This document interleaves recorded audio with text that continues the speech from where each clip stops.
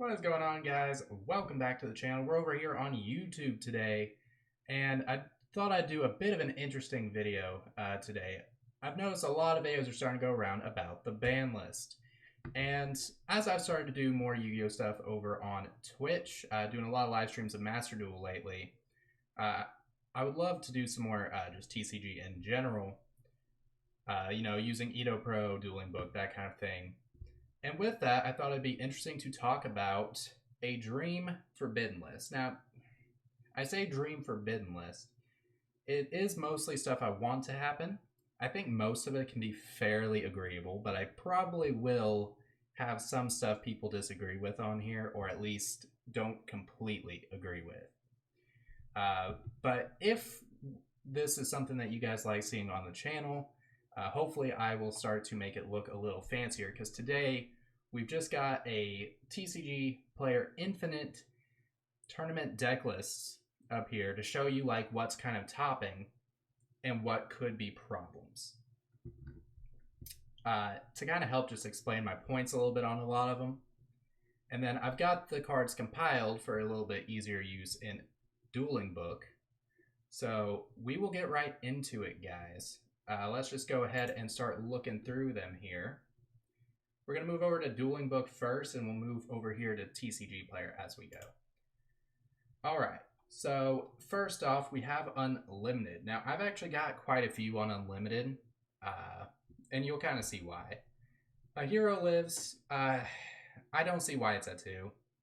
This used to be me saying Malicious should come back to 3, but with the rise of Denier from the Destiny Heroes, I don't think that's necessary.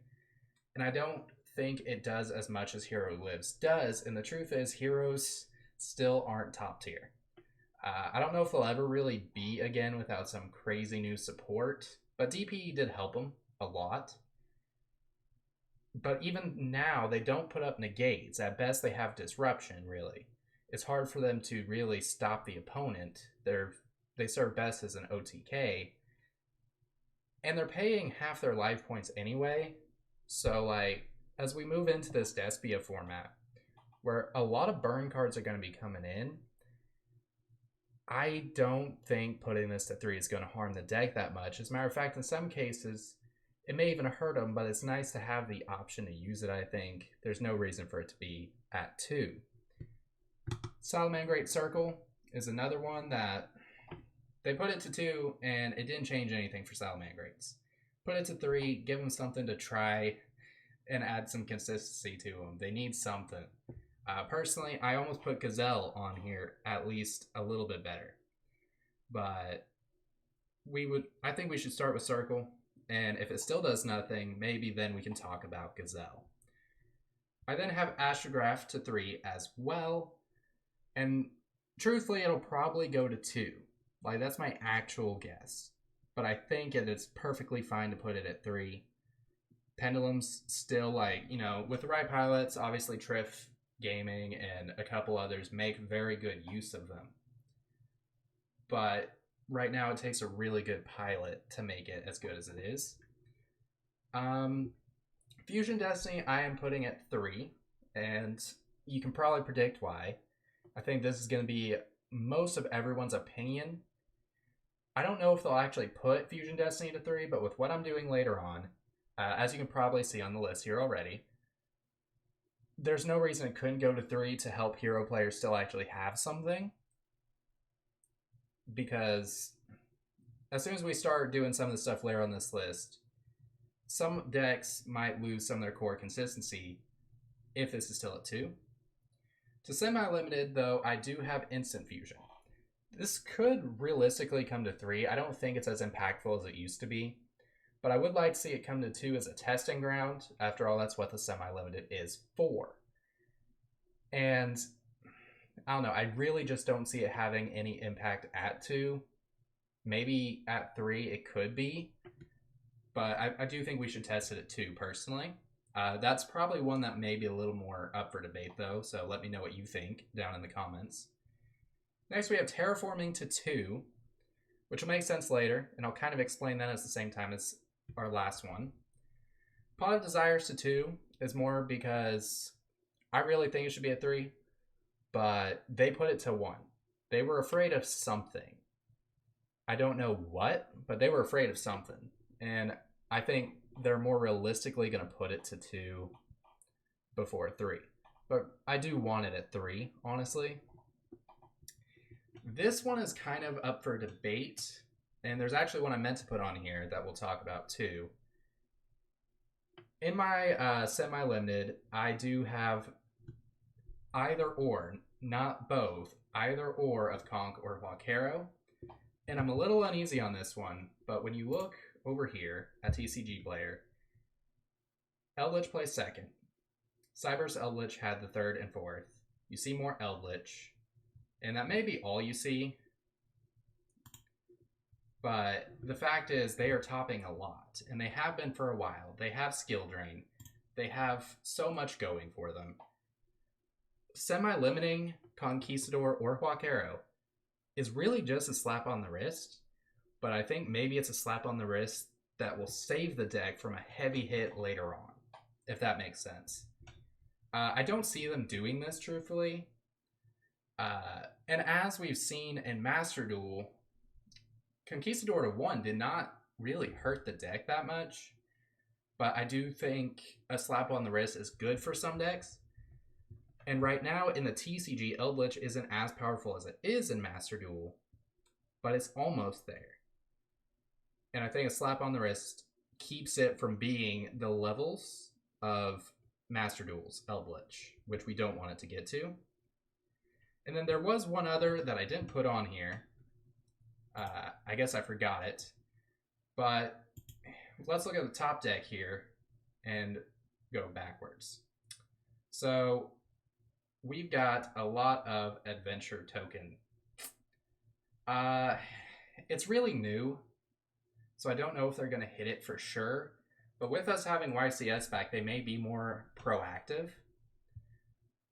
But I do think problem cards are probably... I really think it's Water Enchantress. I don't think you do anything to Griffin Rider. It's only played at 1 anyway.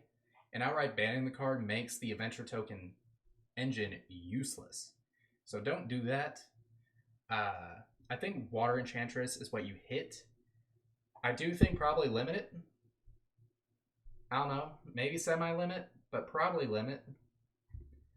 But I did want to make sure to bring that up before I forget about it. Because when you look over here, I mean, you got Adventure, you have Adventure, Adventure, Adventure, and then you have a different kind of Adventure. It's so splashable, it's so strong. I do think maybe they should consider hitting it. I kind of doubt they will because of how new it is, though. But back over to here, we are now in our limited section where we have Zodiac Barrage and Zodiac Trident, which will be up for debate, I'm sure.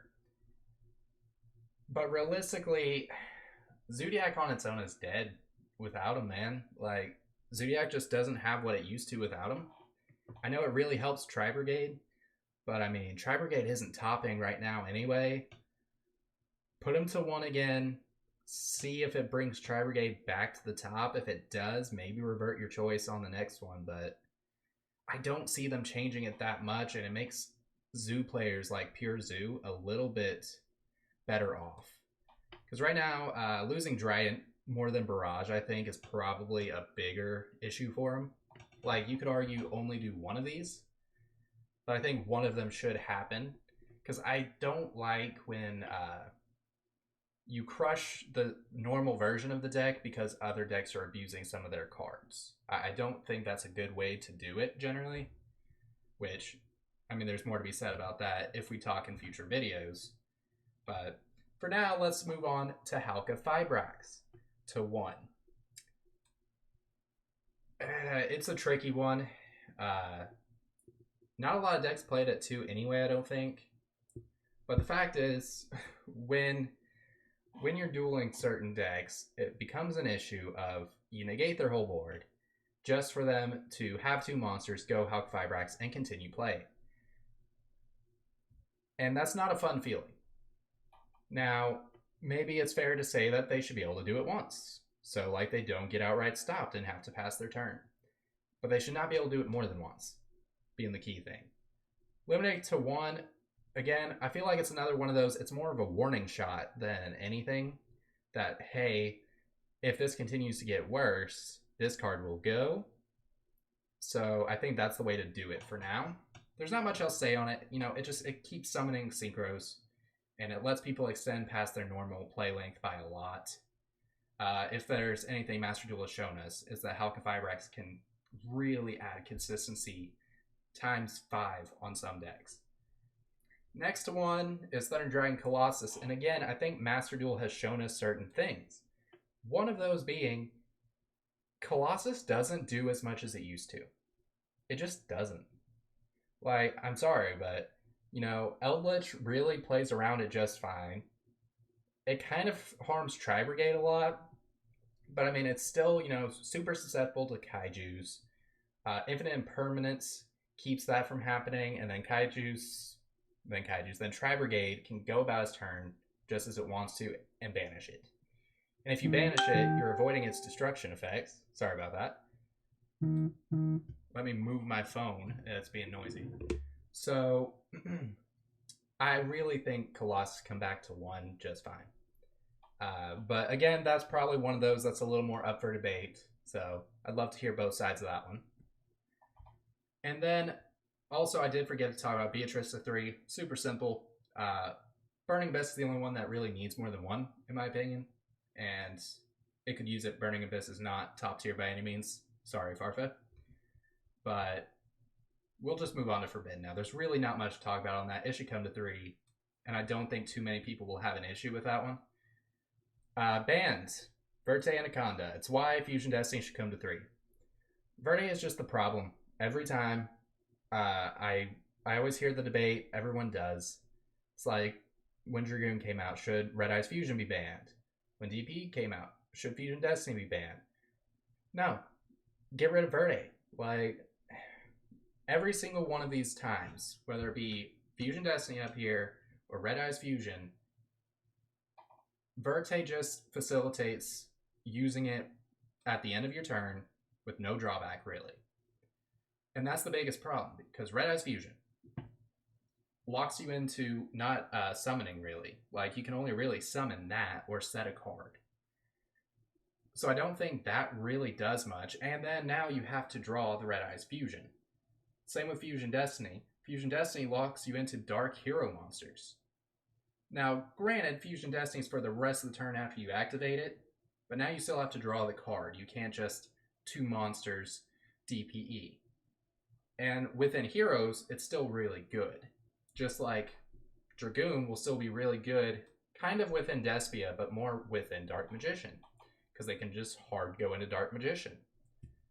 I think Verte is the hit. It's been talked about a lot. I think a lot of people are in agreement at this point, because also now Verte Anaconda just makes them have to consider that this card exists anytime they print a fusion card. Or just do it anyway and let the chaos commence, I guess, but Verte is a problem. It should have been gone a long time ago, in my opinion. So let's finally see it go, hopefully. And then finally, this one's a little bit personal. For the love of God, let Mystic Mine go. It's not a fun card. It's not even used like in competitive that much anymore. It used to be like a pause button, basically, to let someone catch up in the duel if they were falling behind, or force out a negate. But really, all it does anymore is it just facilitates certain burn decks that are trolly, let's be honest, they're troll decks that no one has fun with aside from maybe the one using them. And they're having fun for the wrong reasons. And by doing that, you can put Terraforming to 2 to help certain field spell related decks actually thrive a little bit more, hopefully. Because there are a lot of decks that kind of need their field spells that could probably use that extra search for them. There's not any that come to mind. I just don't think Terraforming will hurt that much at 2 as long as Mystic Mine is gone. I think that's a fair point, but really that's all I've got. But I don't know, I do think these deck lists kind of back up a lot of my points. I almost thought about talking about Flawandereeze and Sword Soul, but outside of maybe Vashuda and the Sword Soul Tenyi to just kind of, again, slap them on the wrist because I don't think they're too strong. And I really don't know what you'd hit in Flawanda. I don't know the deck that well. And personally, I just don't think it's as strong as it was originally expected to be. But I think that is in my opinion anyway, a pretty fair ban list. Hopefully you guys agree. But I'd still love to hear what you guys think about it in the comments. If this is something that people like, we may do one for Master Duel as well, with them just putting out their less than ideal ban list. But hopefully you enjoyed the video. If you did, please leave a like, share, and subscribe. And guys, I'll see you in the next one. Peace out.